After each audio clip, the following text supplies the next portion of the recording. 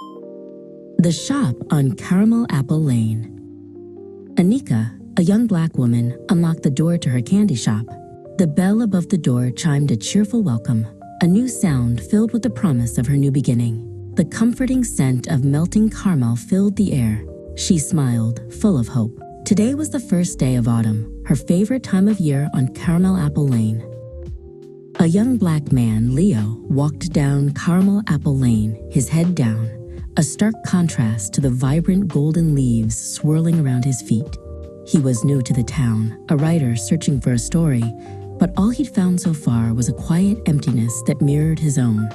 He looked up, his eyes catching on the quaint little shop with a sign that read, Caramel Apple Lane. Anika saw the young man from her window.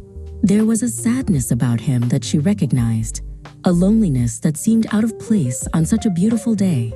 On an impulse, she dipped a crisp, green apple into a pot of bubbling caramel, the sweet aroma filling the shop. Leo hesitated at the door, the sweet scent of caramel and apples drawing him in. He hadn't planned on stopping, but something about the shop felt warm.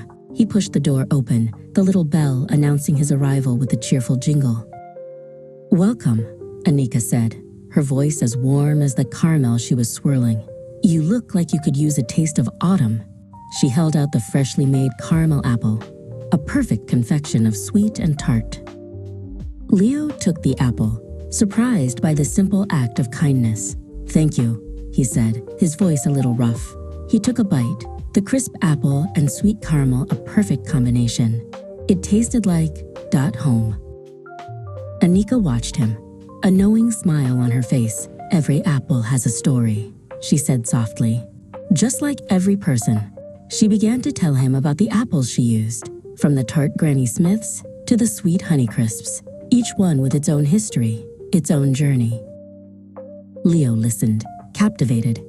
He found himself telling her about his own story, about the words that wouldn't come, the characters who wouldn't speak.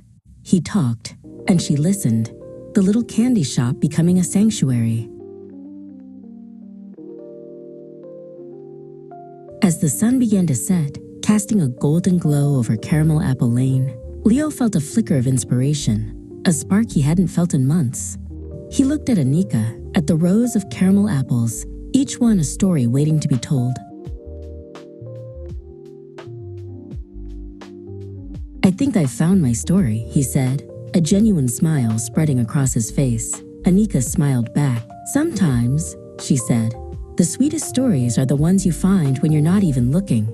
And on Caramel Apple Lane, as the autumn leaves continued to fall, a new story was just beginning.